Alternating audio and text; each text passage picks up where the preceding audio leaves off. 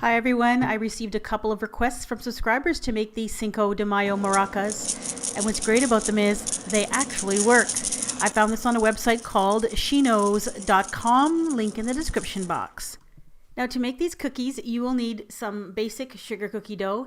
You can buy some at the grocery store already made, or you can make your own. The recipe I'm showing you here on your screen is the recipe that I use for my Easter egg piñata cookies, as well as the colorful corn cookies. It's a very basic sugar cookie dough, but what's great about it is it makes firm, crunchy cookies and that are very durable and are easy to work with. So once your dough is ready, place it between two sheets of parchment paper and roll it out to about 1/4 of an inch in thickness. I love using parchment paper because it keeps you from adding too much flour to your dough and it keeps your countertop clean. Now you need to make 2 little half circles that you're going to put together to put candies in.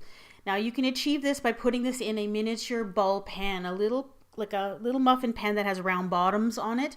I didn't have one. All I had were these brownie pop molds. So what I did is I decided to put just a little bit of dough in just the bottom part of that brownie pop mold, and I hope to achieve the same result.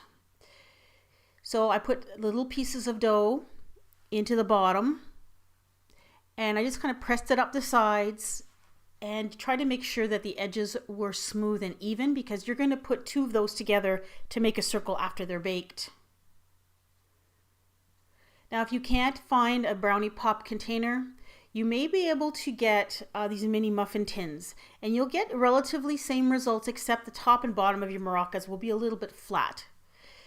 Now after they're baked 350 for about 10 minutes until they're light golden brown, as soon as they come out of the oven, I took a wooden spoon and I just tapped down the bottoms of them because they have a tendency to puff up in the middle, and I wanted to make sure I had enough space in there to add the little candies for the maraca sound. Once they were completely cooled, I just turned the mold over and gave them a little tap, and they just fell out quite nicely. And there we go. Now you can see how you're going to get a little circle for your maraca. Now you can use whatever candies you want. I'm using these little chocolate, candy coated chocolates. You could also use Nerds candies for this, or whatever you can find locally. And you're going to fill half of your little cookie circles with them. And to dip them, we're going to use candy melts. Candy melts are little candy wafers that are meltable, and they're very easy to use. I'll put all the information you could possibly ever want to know about them in the description box if you're interested. So take one of the halves of the cookies, dip just the edge in the white candy melt, and then attach it to the second piece that contains the candies. Now if you have any major gaps, just take a little bit of the candy melt and just cover up the holes. Just make sure that you don't put so much that it leaks inside, because you don't want all your candies to glue or stick together. And then put the little cookie balls aside to let them harden completely. To make the handles, you'll need some Lifesaver gummies as well as little pirouette cookies or little wafer cookies. Take the gummy candy and just stretch it over the end of one of those little wafer cookies, and that's a completed handle. You can make it any length you want, of course, by just breaking off a piece. Now take the cookie balls and dunk them into some green candy melts to about halfway up the sides of the ball. Let the excess drip off, turn it over, and while the candy melt is still liquid or still wet, you're going to attach the handle. I placed the little cookie balls on a cooling rack to try to hold them steady, took the handle, pressed it into the still melted candy melts, held it there for a few seconds, and it stuck nicely. I had varying results with these. Some of them I had to put in a drinking glass to try to keep them from flopping over. So you might have to experiment to see what works for you. Now once the green candy melt is completely hardened, you're going to dunk the whole thing into white. Now for some reason I deleted this off my camera, so I don't have footage of that. But as you can see by looking here, I dipped it in white and I just left a little bit of the green showing. Then once the white was completely hardened, I dipped it into some red candy melts, and that gives you that green, white, red striped effect. And then you can just put them in drinking glasses to let them harden completely. Then you can decorate as desired. I'm kind of following the same pattern that was used on the sheknows.com website by putting little zigzags and then little dots with black candy melts and white candy melts.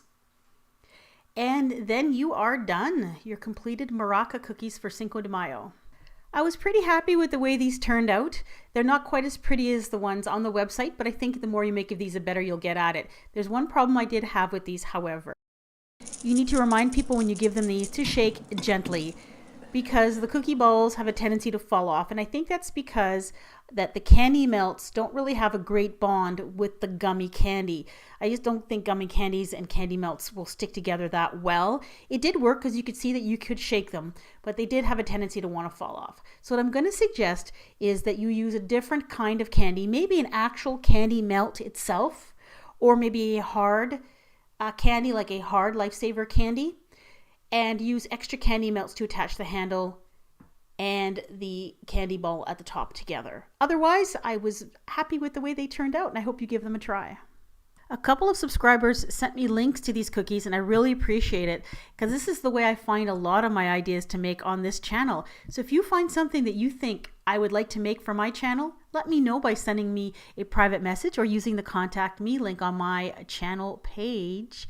Now, if you celebrate Cinco de Mayo where you live, what is your favorite thing to eat on that day?